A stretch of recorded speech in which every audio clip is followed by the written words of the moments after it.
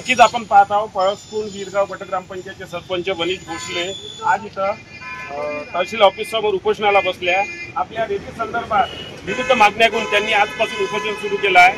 प्रशासन याला कितपत योग्य न्याय देते आपण या बातमीच्या माध्यमातून पाहणार आहोत।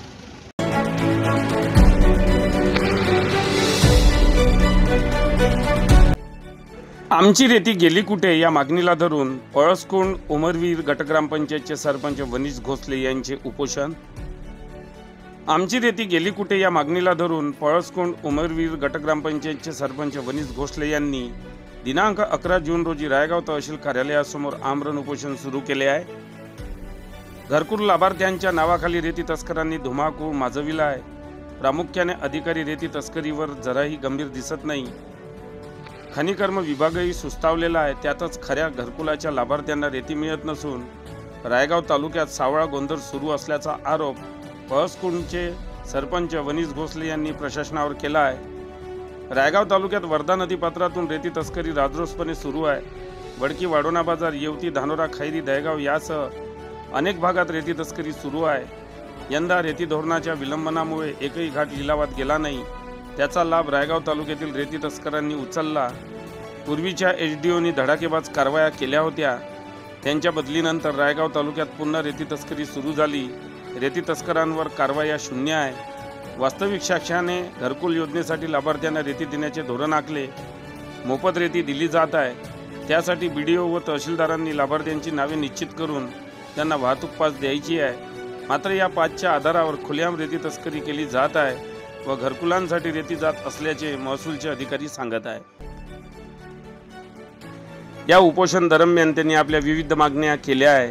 यामध्ये प्रत्येक घरकुल लाभार्थ्यांना रेती मिळावी, कोणत्याही घरकुल लाभार्थ्यांचे शासनाकडून शोषण व्हावे नाही, घरकुल लाभार्थ्यांचे MRGHचे पेमेंट 6 महिने होत नाही, ते मस्टर जमा केल्याबरोबर व्हावे, सरपंचाला विश्वासात न घेता घरकुलचा कोणताही हप्ता पंचायत समितीवरून देऊ नये, कारण त्यामध्ये मोठ्या प्रमाणात भ्रष्टाचार होण्याची शक्यता असते।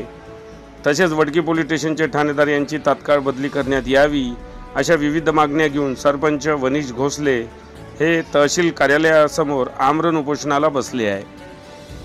मी सरपंच पळसखुंट ग्रामपंचायत वनीश भोसले आणि माझ्यासोबत मधुकर तोडसामा आहे। आमची रेती गेली कुठे या आशयाखाली आम्ही उपोषणाला बसलो आहे, कारण महाराष्ट्र शासनाच्या जिहारानुसार घरकुल लाभार्थ्यांना मोफत रेती असा कार्यक्रम राबवला जात आहे आणि राळेगाव तालुक्यामध्ये कोची या घाटातून रेती देण्याकरिता आमच्या पळसखुंट ग्रामपंचायतला 7 आणि 8 तारीख ही नेमली होती। 7 तारखेला माझ्या गावातील घरकुल लाभार्थी गेले असता एकाही लाभार्थ्याला दुपारी 3 वाजेपर्यंत रेती मिळाली नाही। त्यामुळे मला तिथून बऱ्याच लाभार्थ्यांचे फोन आले की भाऊ आम्हाला रेती मिळत नाही आहे, आणि साहजिक मी त्या गावाचा सरपंच म्हणून त्या घाटात गेलो। तिथे गेलो असता सगळे माझ्या गावातले ट्रॅक्टर जे आहे बाहेर उभे होते। तर मी तिथच्या महसूल अधिकाऱ्यांना विचारलं की तुम्ही का बरं रेती गाडी जाऊ देत नाही, तर त्यांनी सांगितलं की मला शासनाचे तहसीलदारांचे आदेश आहे की गाड्या सोडू नका। त्याच्यानंतर असं समजलं की माझ्या गावातले जे गाडी ड्रायव्हर होते त्याच्यावर महसूल अधिकारी दगड घेऊन गाडीचा काच फोडतो म्हणून मारायला गेले, आणि त्या घाटातून यांनी ते संगनमत करून तहसील प्रशासनाचे अधिकारी, पंचायत समिती प्रशासनाचे अधिकारी व पोलीस प्रशासन अधिकारी त्यांनी जे संगनमत करून लाभार्थ्यांची रेती चोरली आहे आणि चोरून विकली आहे, त्याचा निषेध म्हणून आम्ही इथे उपोषणाला बसलो आहे। आणि शासनाला विनंती की त्यांनी या प्रकरणाची सखोल चौकशी करून दोषी असलेल्या अधिकाऱ्यांवर तातडीने कारवाई करावी। त्या संदर्भातले पुरावे सुद्धा माझ्याकडे आणि लाभार्थ्यांचे व्हिडिओ क्लिप, पंचनामे सुद्धा माझ्याकडे आहे।